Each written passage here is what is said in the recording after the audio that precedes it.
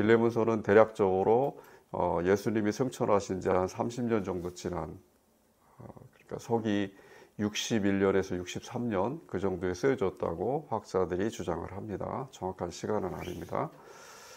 빌레몬서를 쓴 사람은 당연히 바울이고요. 바울이 자기가 스스로 친필로 썼다는 그 내용을 기록을 하고 있습니다. 바울은 이제 두 번 로마의 감옥에 갇히게 되는데 첫 번째 갇히게 된 거는 사도행전에 나와 있는 대로 재판을 통하여서 유대에서 로마로 압송이 돼서, 왜냐하면 바울은 로마 시민이었기 때문에 로마 시민권자로서의 자격이 있었기 때문에 정식 재판을 황제에게 청해서 시저 가이사라로부터 재판을 받을 수가 있어서 투옥이 됐고, 잠시 동안 석방이 돼요. 석방이 됐다 한 2년 3년 동안 석방이 돼서 다시 선교 여행을 다니다가 다시 한번 무엇인가 혐의에 의해서 투옥이 됩니다. 그리고 이제 사망을 하게 되는데, 대략 그 기간이 한 7, 8년 정도 되는데, 그렇게 옥에 갇혀 있을 때, 그때 이제 첫 번째 옥에 갇혀 있을 때 골로새 교회에 편지를 보낸 내용이에요. 오늘 주인공인 빌레몬, 이 편지를 받은 그 수신자는 빌레몬이라는 사람인데, 뜻은 뭐 사랑받는 자, 그런 뜻입니다. 그 빌레몬에게 종이 한 명 있었어요. 빌레몬은 이제 그 골로새에 있는 교회의 어떤 그 뭐라고 해야 되나, 목사는 아니었고 목사라고도 할 수 있겠죠. 그렇지만 이제 정확하게 어떤 직분을 맡았는지 모르지만은 굉장히 사람들에게 호평을 받고 있었고 평가가 좋은 걸 봤을 때는 지도자였을 거라고 생각이 됩니다. 그 다음에 이제 서문에 보면 앞쪽에 보면 이제 편지에 보면 형식상 인사가 나오는데, 그 인사 부분에 보면은 2절에 보면 아비아라는 자매가 나오고 그 다음에 이제 바울에 함께 병사된, 그러니까 그 아키포라는 이름이 나오는데, 이게 어떤 빌레몬과 관계인지는 모르지만 아비아는 대략적으로 빌레몬의 부인이라는 이야기가 있고, 아키포는 또 아들이라는 그런 학자들의 의견이 있습니다. 정확하지 않습니다. 모든 게 그렇게 돼 있고, 또는 뭐 아키포를 장로라고 하는 사람도 있더라고요. 어찌됐든 그런 건 중요하지가 않습니다. 그렇게 해서 이제 빌레몬에게 편지를 썼는데, 편지의 요지는 그래요. 바울이 이제 옥에 갇혔을 때 어떤 사람을 알게 됐는데, 이름이 오네시모라는 이름이에요. 쓸모가 있는 자, 유용한 자, 그런 뜻이고, 당시에 이제 노예들이 상당히 많았는데, 노예가 예를 들어서 인구의 뭐 5분의 3 또는 뭐 많은 데는 3분의 2 이렇게 그 전체 인구의 어떤 비율을 차지하고 있을 만큼 엄격한 신분제가 유지되고 있었고, 그리고 이제 노예들이 상당히 그 대다수의 인구를 차지하고 있는 시대였어요. 그 시대가 자체가 신분제가 유지되고 있는 로마 사회였는데, 그러니까 당연히 노예들에게 어떤 뭐 지금 우리나라도 마찬가지였지만 정식 이름이 주어지지는 않잖아요. 우리도 보면 옛날에 뭐 돌쇠니, 마당쇠니 그런 이름을 썼듯이 오네시모도 아마 그런 의미에서 호칭이 그렇게 불려진 것 같습니다. 어찌됐든 그 사람을 바울이 옥에 투옥됐을 때 알게 됐는데, 신분이 종이라는 것도 알게 됐어요. 왜냐하면 이야기를 하다 보니까 알게 됐겠죠. 그리고 이제 그 주인이 누구냐면 빌레몬이라고 골로새 교회의 어떤 그 지도자였다는 그 사실도 알게 됐어요. 근데 그 빌레몬에 대해서 바울이 또 마침 알고 있었어요. 그래서 골로새 4장에 보면은 두기고하고 오네시모를, 지금 오늘 본문에 나와 있는 오네시모를 돌려보내는데, 오네시모에게 편지를 동봉해서 이제 지금 쓴 이 빌레몬서를 동봉해서 골로새 교회에 빌레몬에게 편지를 보내는데, 그 편지를 들고 가는 사람이, 그 사령이 오네시모예요. 그 두기고라는 인물인데, 그게 골로새서에 나와 있습니다. 그 내용이 그렇게 보내는데, 바울은 이 오네시모라는 사람이 회심을 했어요. 그러니까 노예였고, 그 다음에 뭐 노예였으니까 당연히 뭐 여러 가지 많은 부분에서 부족했겠지만은, 그런 것은 하나님의 사람이 되는데 전혀 자격이 되지가 않거든요. 하나님의 사람은 우리가 인간적으로 이야기하는 학식이라든가 여러 가지 인간적인 조건들이 다 그것이 이제 겉으로 보는 외형으로 나타나는 것인데, 그걸로 사람을 판별하지 않으시거든요. 하나님은 오직 그 마음만 보셔요. 진정만. 그래서 오네시모가 이제 변화를 해서 성령으로 거듭난 사람이 됐어요. 그러니까 바울의 형제가 된 거죠. 그래서 오네시모를 이제 참된 성도가 됐기 때문에 그 믿음을 또 바울이 정확하게 사도로서 바라볼 수 있었기 때문에 옥에 있는 바울을 향해 위해서 오네시모가 많은 노력을 해줬겠죠. 예를 들어서 여러 가지 이제 돌봐줬다는 거죠, 바울을. 그러니까 바울이 무엇인가 얽매인 몸이기 때문에 여러 가지 편지도 누군가 전달을 해줘야 되고 또 여러 가지 부수적인 일들을 해줘야 되는데 그 도움을 오네시모가 열성적으로 하니까 그 섬기는 일을 지속하게 하기 위해서 무엇인가 이제 오네시모의 신분이 필요한 거죠. 왜냐하면 오네시모한테 이야기를 들어보니까 바울이 오네시모가 빌레몬과 종과 노예의 관계였는데 무엇인가 무슨 일 때문인지 정확하지 않아요. 뭐 훔쳤다 또는 뭐 사고를 치고 어찌됐든 도망을 쳤다 하는 뭐 여러 가지 이설이 많이 있지만 어찌됐든 허락 없이 주인의 허락 없이 도망을 간 것은 맞거든요. 그리고 빌레몬은 헬라 사람이에요. 유대인이 아니고. 그러니까 아무래도 로마법, 헬라법에 예속이 돼 있는 그것에 어떤 지배를 받는 인물이었죠. 그러니까 종이 탈출을 했으면 도망을 갔으면 거기에 대해서 뭔가 합당한 처벌이 있는 상태였기 때문에 그 종이 자유를 허락하지 않는 이상은 오네시모는 무엇인가 법적 처벌을 받는 상태가 돼 있었어요. 그래서 오네시모한테 편지를 동봉해서 보내면서 그 주인 빌레몬에게 부탁을 하는 거예요. 이 오네시모라는 사람이 너와 어떤 관계인지 나는 알고 있다. 근데 네가 나를 알듯이 그리고 내가 너를 알듯이 우리 서로 그리스도인이고 그리스도 안에서 우리는 한 형제고 한 자매다. 우리는 하나의 성령으로 거듭난 하나의 가족이기 때문에 그러면 오네시모는 어떠냐? 오네시모가 너하고 육체적인 인간적인 관계에서는 어떤 주인과 노예의 관계일지 모르지만 우리가 믿음 안에서는 하나의 형제 자매이기 때문에 그리고 오네시모가 회개해서 그 신분 상태가 변화됐기 때문에 그것을 너는 용서하고 오네시모가 지금 현재 내가 갇혀 있는 상태이기 때문에 나를 계속해서 섬길 수 있도록 네가 허락해라 하는 그 내용이에요. 그러니까 믿음에 대해서 호소를 하는 거죠. 빌레몬에 대해서. 당연히 결과는 빌레몬이 허가를 했다고 그렇게 학자들은 이야기를 합니다. 그러니까 이 성경에 쓰여져 있죠. 이 성경이 굉장히 아주 짧은 편지 서간이지만 이것이 아주 오래전부터 서기 2세기 이후부터 계속해서 아주 저명한 교부들로부터 또는 신학자들로부터 정경으로 그러니까 참된 어떤 믿음의 성경으로 인정받게 된 그 이유도 빌레몬이 이 바울의 청원에 대해서 허락을 했기 때문에 당연히 그랬을 거라는 주장을 합니다. 그 내용에 보면 뭐 그렇게 큰 어떤 신학적인 그 의미보다는 어떻게 보면 이건 실천적인 부분을 다루고 있어요. 그러니까 과연 그리스도 안에서 우리는 형제 자매의 관계라는 게 무슨 뜻인가? 세상의 법, 그러니까 세상의 과정이라고 하는 이 세상이 만들어 놓은 질서 체계 속에서 그리스도인들이 서로에 대해서 가족 관계를 이룬다, 형제 자매 관계를 이룬다는 것은 무엇인가? 그것이 어떤 점에서 이 세상 사람들이 생각하는 형제 자매의 관계와 다른가? 이 부분을 오늘 이야기를 하게 될 것입니다. 바울은 이제 13절, 14절에 보면은 빌레몬이 당연히 바울의 제자였겠죠. 직접적인 제자일 수도 있고 또는 이제 간접적으로 이렇게 연결을 통해서 바울의 복음을 듣게 된 제자일 수도 있겠지만 어찌됐든 바울이 영적인 어떤 스승이고 도움을 받은 선생님이고 하기 때문에 바울이 명령적으로 이야기할 수도 있어요. 그런데 그리스도 안에서 형제 자매 관계는 평등한 수평적 관계거든요.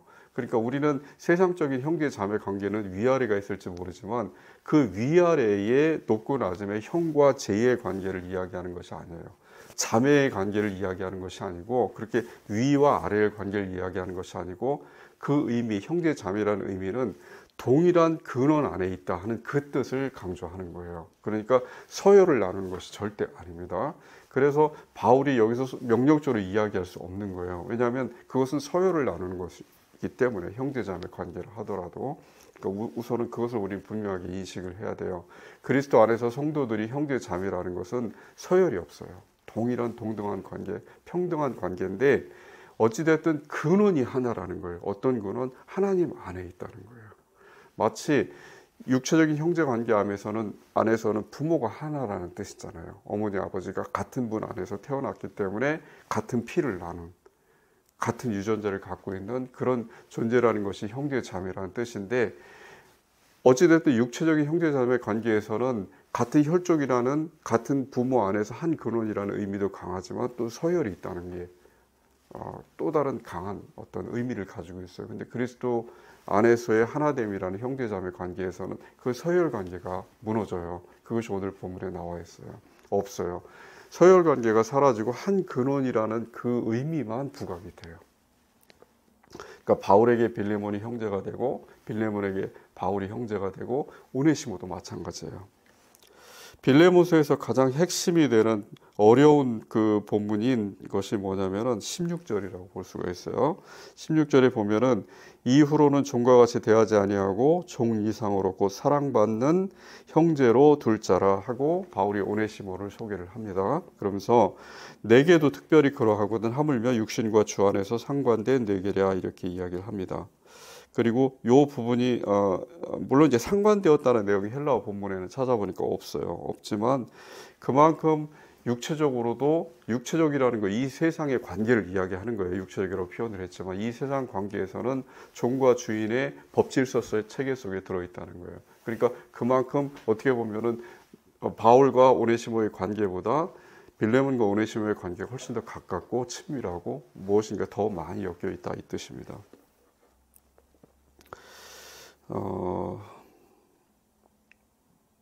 이제 가장 중요한 구절은 14절, 15절인데 말씀드린 대로 14절에서는 형제관계에서는 명령이 불가능하기 때문에 내 승낙 없이는 내가 아무것도 하기를 원하지 아니하노니 하면서 청원하는 거예요. 부탁하는 거예요. 빌레몬에게 그 내용이 나와 있고, 이는 너희 선한 일이 억지같이 되지 아니하고, 만약에 명령을 따르는 거라면 자기 의지에 반해서 하는 일일 수도 있기 때문에 억지가 될 수도 있거든요.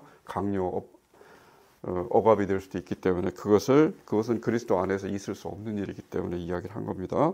그 다음에 15절에 아마 그가 잠시 떠나게 된 것은 너로 하여금 그를 영원히 두게 함이리니, 여기 나와 있는 이 문제가 15절을 가지고 해석상에서 여러 가지 논란이 있을 수가 있어요. 또 실제로 있어 왔고, 어찌됐든 하나님께서 섭리를 통해서 오네시모의 어떤 변화를 위해서 오네시모가 주인인 빌레몬을 떠나가게 하셨는데, 그것은 하나님의 섭리 안에 있는 것이죠. 그러니까 바울이 생각할 때 이것은 무엇인가 오네시모가 스스로 자의적으로 떠난 거라고 그렇게 사람들이 이야기할 수 있지만 하나님의 섭리가 거기에 놓여져 있다, 깃들어 있다 하고 설명을 하는 거예요. 그렇게 떠나게 됐을 때 왜 그럼 그렇게 하게 됐느냐?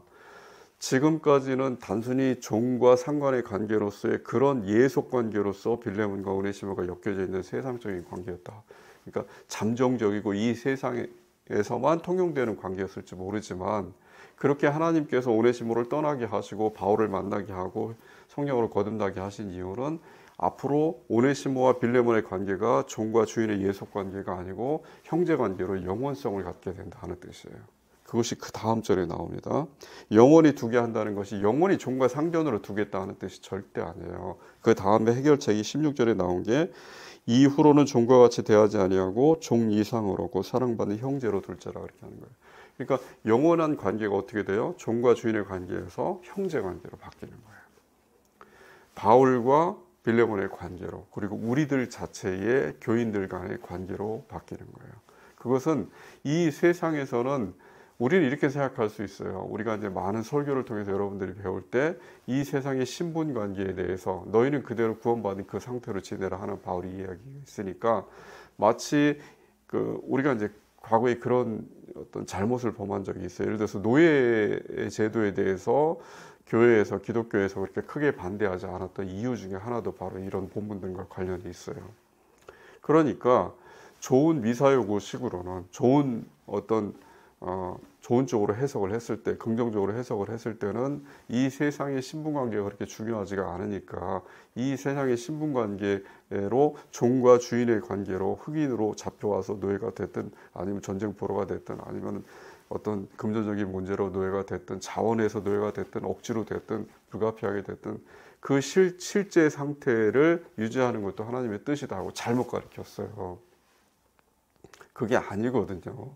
그러니까 이 세상에서의 어떤 삶의 질서, 이것이 하나님의 뜻이다 하고까지 그렇게 확산이 됐어요. 의미가 마치 이 세상에서 사람들이 결정하는 법과 질서도 하나님께서 그들에게 올바른 정신을 심어주셔서 이 질서를 만든 것이기 때문에 이것을 준수해야 된다 하는 식으로, 그러니까 이 세상의 질서와 법과 과정과 제도가 마치 하나님께서 그것을 보증해 주시고 그걸 섭리로서 이끌어 가신 것처럼 그렇게 잘못 생각을 한 거예요. 그러다 보니까 노예제도에 대해서도 교회에서 적극적으로 그것에 대해서 반대를 하지 않고, 결국에는 그 노예제도가 수백 년을 이어온 후에 19세기에 돼서야만이 비로소 이제 영국에서부터 시작해서 결국엔 미국에서 링컨에 의해서 노예제도가 해결되고 하는 그 상황까지 갔었잖아요. 노예제도가 잘못됐다는 것에 대해서는 인간 본성이 거부를 합니다. 노예들이 수도 없이 반란을 일으켰어요. 예루살렘 멸망했던, 오늘 본문에 나와 있는 이 빌레몬서를 작성한 그 시기가 61년, 63년이라면 불과 한 10년 정도 지난 73년경에 로마에서 굉장히 큰 노예 반란이 일어나요. 스파르타쿠스라는 그 노예가 반란을 일으켜서 아주 수많은 노예들이 참가해서 어떤 해방을 위한 해방 전쟁이 일어납니다. 그 이후에도 많은 일이 일어났었죠. 우리가 대표적으로 루터가 종교개혁을 일으킨 후에 농민들이 그 당시에는 이제 영주라는 그 귀족에 예속되어 있는 상태였거든요. 그래서 땅을 불화받아 가지고, 그러니까 땅을 빌려 가지고 농사를 짓고 그 세금으로 10분의 몇을 내고 이런 삶을, 굉장히 궁핍한 삶을 살아갔어요. 예속된 삶을. 그러다 보니까 그 영주가 원하는 대로 그렇게 따를 수밖에 없는, 심지어는 뭐 딸을 뺏기기도 하는 그런 아주 비참한 삶을 살아가고 있었어요. 그래서 아무리 노력을 해도 더 이상 뭐 자기 호구지책이 불가능한 상태를 하니까 루터가 또 종교개혁자들이 종교개혁을 통해서 어떤 교회 개혁과 사회 개혁을 동시에 추구하니까 가톨릭 교회에 예속돼 있고 가톨릭 교회가 지지하는 그 정부의 관료들에 의해서 귀족 제도가 봉건 제도가 유지되는 그것에 대해서 반발을 하니까 농민들이 그 혁명의 어떤 의식이 불타가지고 농민 전쟁을 일으키죠. 그것이 이제 1500년대 초에 발생을 합니다. 루터가 종교개혁을 시작한 이후에 발생을 하는데, 루터가 거기에 대해서 어떻게 이야기를 하냐면 죽여도 된다고까지 이야기를 해요. 공식적으로. 그 농민전쟁을 일으킨 사람들의 반란에 대해서. 그러니까 물론 그들이 농민전쟁을 일으킨 사람들이 무기를 들고 삽을 들고 그렇게 폭력적인 행사를 한 것에 대해서는 어떤 처벌이 따라야 돼요. 근데 그 처벌은 국가적인 법질서 체계 내에서의 처벌이 되겠죠. 그런데 그것을 어떻게 루터가 그렇게 이야기를 할 수 있었는지 저는 지금도 아무리 생각해도 이해가 안 되는 부분인데, 어찌됐든 그들을 죽일 수 있으면 죽여야 된다, 이렇게까지 이야기를 합니다. 그러니까 그것은 결국에는 이 세상의 법질서를 유지해야 된다는 그런 어떤 세상의 시각과 세상의 주장과 동조하는, 같은 이면이 같은 어떤 함께하는 그런 의미가 거기에 숨어져 있어요. 그러니까 이 세상의 법질서에 대해서 우리가 명확하게 이해를 해야 되는 부분도 오늘 본문과 관련이 있는 거죠.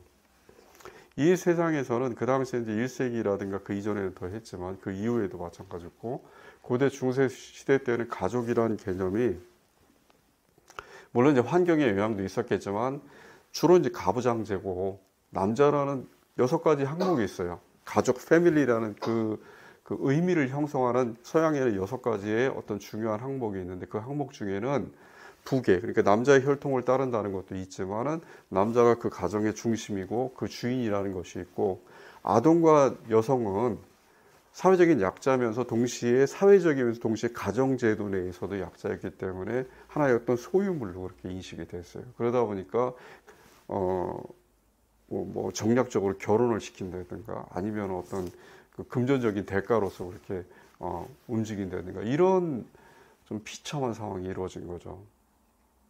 그러니까 지금은 그 소유물로 그렇게 보진 않아요. 현대 사회에서는 소유물로 보지 않고 어떻게 보냐면은 그렇다고 해서 어떤 긍정적인 쪽으로 전환이 된 것이 아니고 어떻게 이해를 해야 되나요?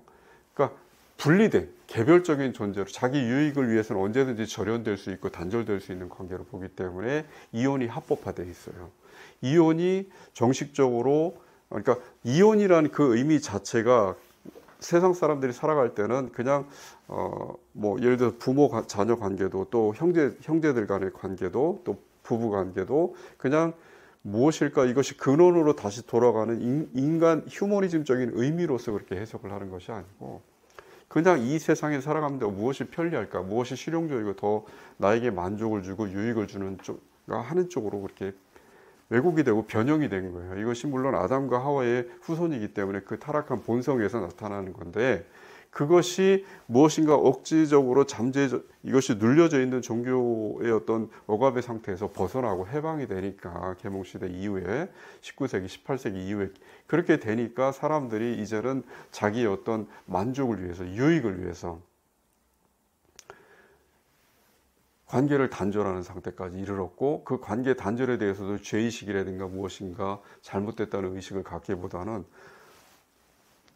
마치 당연하듯이 지금 그 풍조가 점점 좀 강화되고 있죠. 그래서 지금은 우리는 그리스도인들은 TV를 보면서 또는 그것에 대해 사회 현상에 대해서 그것을 아무렇지도 않게 생각하고 있지만 이게 절대 아무렇지도 않은 일이 아니거든요.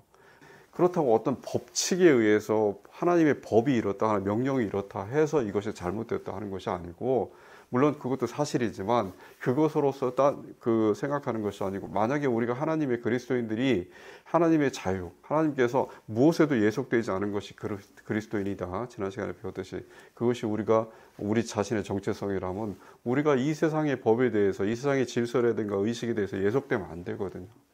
구속되면 안 되는데 무엇인가 이 세상 사람들이 그렇게 생각하는 그 사고방식을 따라서 똑같이 생각하고 이 세상 사람들이 만족하는 그것에 현혹돼가지고 미혹돼서 우리도 그것을 만족하고 그러니까 이혼을 정당화시키고 이혼한 사람들이 마치 그것이 정당한 자기 어떤 권리다 하는 듯이 나와가지고 다시 한번 거기에 대해서 주장을 하고 그것을 마치 아무렇지도 않은 것처럼 그러니까 자기 중심적으로 생각하는 거죠. 그 이혼으로 인해서 자녀들이 겪게 되는 그 정신적인 고통, 영원한 그 고통에 대해서는 상관하지 않는 그 태도.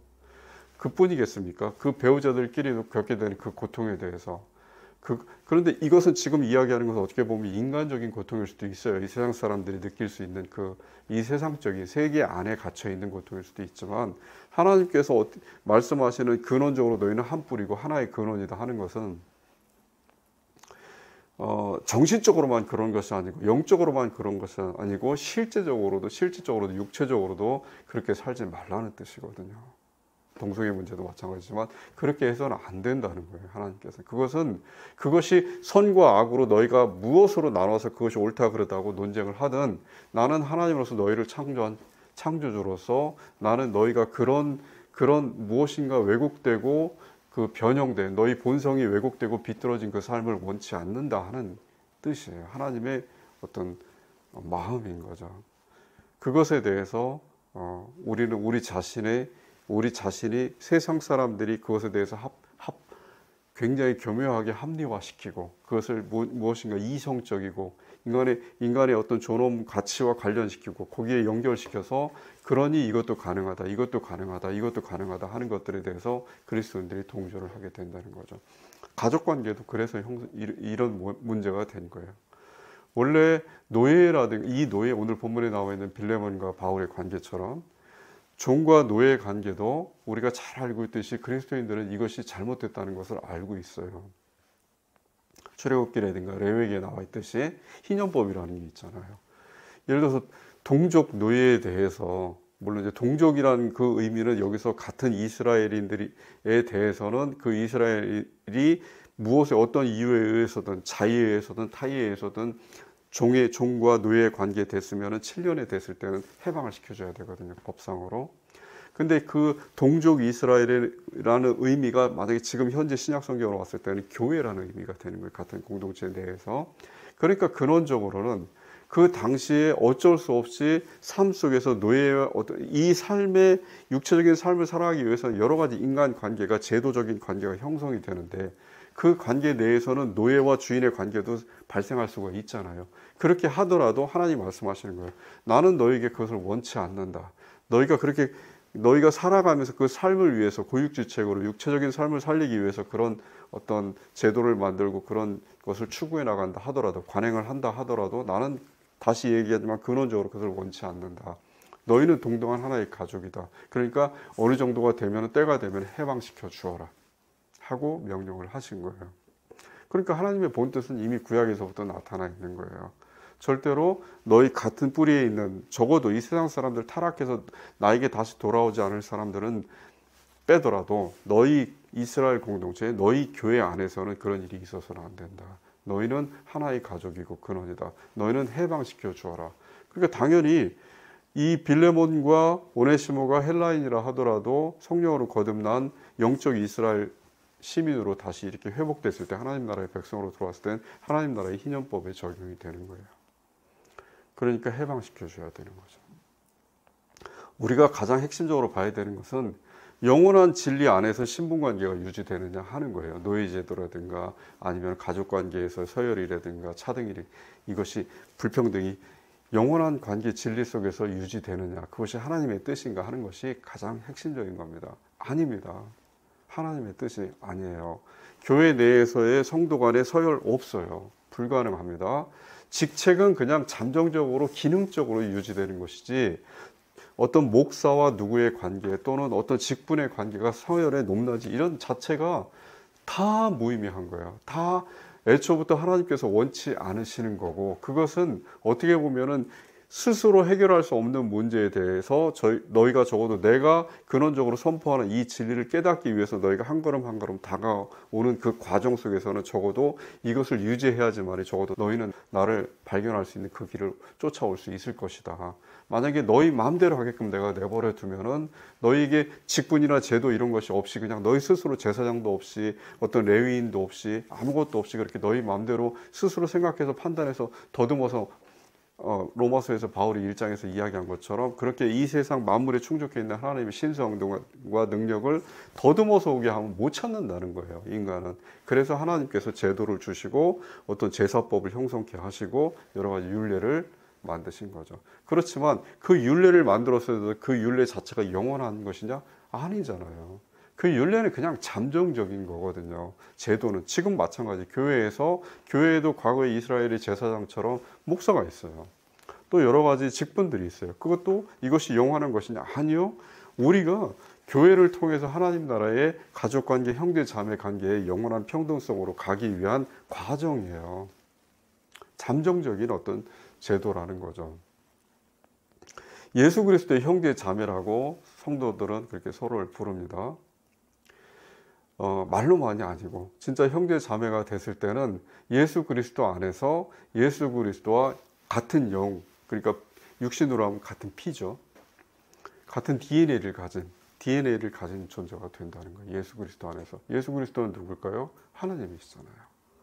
하나님의 아들이시고 곧 하나님 성자, 삼위일체의 제2격인 하나님이시잖아요. 그러니까 하나님의 형제 자매가 된다는 것은 하나님의 신성으로 인성이 참여한다는 얘기가 되잖아요. 하나님의 신성 안으로 인성이 들어간다는 얘기예요. 그래서 옛날에 아주 저명한 신학자들은 인간이 구원을 받게 되면 신인이 된다. 마치 지금은 그 의미가 잘못돼서 유발 하랄이라는 그 이스라엘 학자가 얘기하듯이 호모데우스 이렇게 얘기하는데, 그것은 왜곡돼 비뚤어진 상태의 신인을 이야기하는 거고, 원래의 의미의 호모데우스는 그런 뜻이 아니거든요. 그러니까 인간이 신의 신성에 참여함으로써 신의 근원 안에서 동일한 생각, 동일한 의지 안으로 들어간다. 동일한 인식 세계 속으로 들어간다. 어려운 말이죠.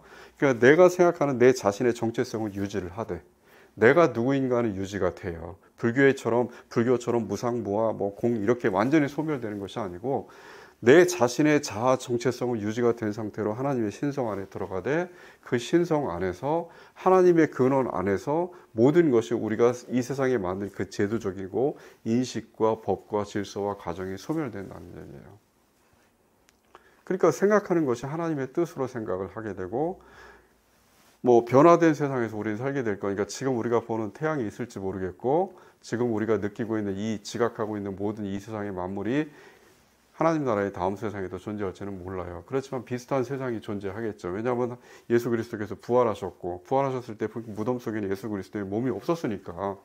그리고 예수님께서 몸으로 다시 나타나셨으니까 분명히 지금 현재 상태의 우리의 몸과는 다른 몸이지만 현재 우리 몸처럼 지각 가능한 몸이 될 수 있다 하는 것이 성경에 나와 있는 거죠. 그래서 핵심은 그겁니다. 이 세상의 어떤 질서라든가 제도라든가 법이라든가 이것에 대해서 우리는 항상 한 걸음 뒤로 물러나 있어야 돼요. 항상. 그래서 비록 우리가 이제 살아가기 위해서 이 세상에서 떠나서 어떤 선교의 일을 하라 이 뜻이 아니잖아요. 하나님께서 말씀하신 거는 이 세상의 일부로서 너희는 이 세상에서 떠나서 수도원의 산속에 가서 꼭대기에서 숨어서 너희들끼리 살아라. 절대 그게 아니거든요. 옛날에 고행 수도승들처럼 사막에 가서 집 짓고 그렇게 조그만 수도를 닦으라는 게 절대 아니에요. 불교에서 하듯이 그리스도인들의 삶은 그 이 세상 사람들의 삶과 동화된 삶, 겉으로 봤을 때 하나의 일체가 된 삶처럼 그런 삶을 살아라는 거예요. 그러니까 어떻게 보면 종교개혁자들이 카톨릭이 하지 않았던 결혼이라든가 가정을 이룬 것도 잘한 거죠. 그리고 또 여러 가지 이 세상의 삶의 모습과 비슷하게 그렇게 살아가는 것도 잘하는 거예요. 그리고 이 세상의 법에 종속이 되고 바울이 마치 사도행전 20장 이후에 나와 있는 재판을 받는 것처럼 이 세상의 법과 질서에 따라서 재판을 받고 거기에 순종하는 것도 잘하는 거예요. 이 세상의 정치 지도자들을 향해서 그 사람들이 기독교인들에 대해서 탄압하지 않고 기독교인들이 선포하는 진리에 대해서 억압하지 않고 박해하지 않을 수 있도록 그들을 위해서 기도하는 것도 잘하는 거예요. 그런데 이 세상의 법과 질서를 우리가 따르고 거기에 대해서 내가 갖고 있는 진리와 타협하느냐? 불가능해요. 그거는. 그렇게 할 수 없어요. 가족제도에 대해서도 마찬가지고 형제 자매 관계에 대한 서열의 인식에 대해서도 마찬가지고 또 다른 모든 것들도 마찬가지예요. 그런데 우리가 지금 현재 이제 조심해야 될 마지막 결론은 뭐냐면은 교회 공동체를 형성해서 여러 가지 물질적 제도적인 그런 것을 진행을 해나가고 또 세상의 법에 따라서 우리가 진행한 일들이 많이 있잖아요. 특히 이제 지금 현대 같은 경우에는 교회를 세우고 그 교회 건물을 세우고 그것을 유지하고 집행하고 또는 그 안에서 신분관계를 갖다 교회법 정관에 따라서 제정하고 하는 것들이 이 세상의 법질서, 형법이라든가 민법이라든가 여러 가지 법질서에 예속된 상태로 그것을 형성을 시켜요. 그러다 보니까 문제가 터지면 법적인 문제가 발생하면은 교회법에 따라서 우리 자체적으로 해결할 수 있는 게 아니고 세상의 법정에 호소를 해야 되고 세상의 법정에서 판결 내리는 것에 따라서 물질적인 것에 대해서도 해결이 되고 그 다음에 인간관계에 대해서도 해결이 되는 거예요. 이것이 바울이 이야기한 잘못했다고 이야기하는 것이고 어떻게 세상 법정에 너희가 신앙의 관계에조차도 그렇게 호소를 하느냐 부끄럽지 않느냐 하는 그 이야기를 하잖아요. 그러니까 그 마찬가지죠. 우리가 그러니까 이 문제를 해결하기 위해서는 이 세상에 최소한 예속돼야 된다는 거예요. 이 세상의 법과 과정과 질서 속에 적어도 그리스도인들의 삶 자체는 동화된 듯이 그렇게 살아가지만 예속은 최소화해야 된다는 얘기예요. 이 세상의 사람들이 언제든지 그리스도인들이 선포한 그 진리에 대해서 박해할 수 있는 그 가능성을 열어놓고 살아야 된다는 거예요. 박해를 피하지 말아야 된다는 이야기죠. 성경의 가르침 그대로 이야기를 하면은 우리가 박해를 피하기 위해서 이 세상의 법질서 속으로 동화된다? 하나님의 뜻이 절대 아닙니다. 그것은 이 세상에서는 안전하게 살지 모르지만 저 세상은 보장되지 않는다는 이야기예요. 천국은. 그런데 그 박해를 늘 내가 염두에 두고 늘 고난을 바울이 늘 항상 가르치듯이 고난을 받을 각오를 하면서 적어도 실질적으로 현실적으로도 이 세상의 법과 과정과 질서에 예속되지 않는 상태의 삶의 형식을 삶의 과정을 이어가야 한다는 이야기합니다. 그러니까 그리스도인들의 삶은 어떻게 보면은 소유도 없어야 되고 에리 프롬이 그렇게 이야기를 하잖아요. 하나님의 뜻이 어떻게 보면은 지금처럼 많이 선포되고 전파된 세상이 없었다. 그런데 지금처럼 그 세상 사람들이 하나님의 일치된 뜻에 대해서 거부하고 그렇게 다르게 해석하는 적도 없었다. 마치 마태복음 28장 사도행전 1장에 나와 있듯이 이 세상 끝까지 다 복음이 전파됐어요. 하나님의 뜻이 전파됐어요. 그리고 세상 사람들이 안 들어간 곳이 없어요. 곳곳에 다 들어갔어요. 하나님의 복음을 들고. 그런데 지금 현재 우리 교회들이 수도 없이 각각 그렇게 분해되어 있는 상태잖아요. 다 나눠져 있고 서로가 저마다 주장하는 진리들이 다 다르잖아요. 에리 프롬이 정확하게 지적을 한 거예요. 근데 거기 그 근원이 무엇이냐? 프롬이 생각할 때는 소유예요. 내가 진리를 소유한다. 저 사람은 저 사람들의 진리를 소유한다. 내가 생각하는 건 이것이다 저것이다 하는 거죠. 그런데 이것을 멀리서 전체적으로 그것을 통찰을 했을 때는 어떻게 보이냐면은 이 세상의 법과 질서에 무엇인가 이 사람들이 공통적으로 따르고 있다는 거예요. 이 세상에 생각하는 그 사유방식, 사고방식에 하나님의 형상으로서의 어떤 하나님이 생각하시는 법, 사유의 질서가 아닌 이 세상의 생각에 빠져 있다는 거예요. 아담과 하와 타락한 후손으로서의 그 어떤 본성을 버리지 못한다는 거예요. 교회조차도. 그러니까 교회조차도 진리를 더듬어서 찾고 바르게 구도를 해나갈 수 있게끔 이 세상을 교화시키는 그런 어떤 모범으로서 그렇게 존재하는 것이 아니고 교회조차도 자기들이 만들어 놓은 진리를 가지고 참된 하나님의 진리가 바로 이것이다 하고 주장을 하는 꼴이 됐다는 이야기입니다. 그러다 보니까 온 세상에 하나님의 복음이 전파되어 있는데도 불구하고 지금처럼 온 세상에 하나님께서 알려주신 그 진리를 서로 다 왜곡시키고 따로따로 생각하고 도저히 더 이상 이렇게 막 전파되고 하는 것 자체가 의미가 없다는 거예요. 전파되고 아무리 복음이 선포되면 무슨 소용이 있습니까? 각각 다르게 생각하고 그것에 실천하고 실행하는 것이 잘못되어 있는데, 그러니까 지금 이 문제처럼 오늘 본문에 나와 있는 이 형제자매 관계처럼 이것이 하나의 예시인데, 우리가 생각하는 형제자매는 마치 서열이 있고 하나의 근원에 있지만 언제든 필요에 따라서 절연할 수 있고 끊을 수 있는 관계다 하고 생각하는 현대인들의 사고방식처럼 왜곡되고 잘못되어 있다는 거예요. 근원적으로 불가능한데도 불구하고.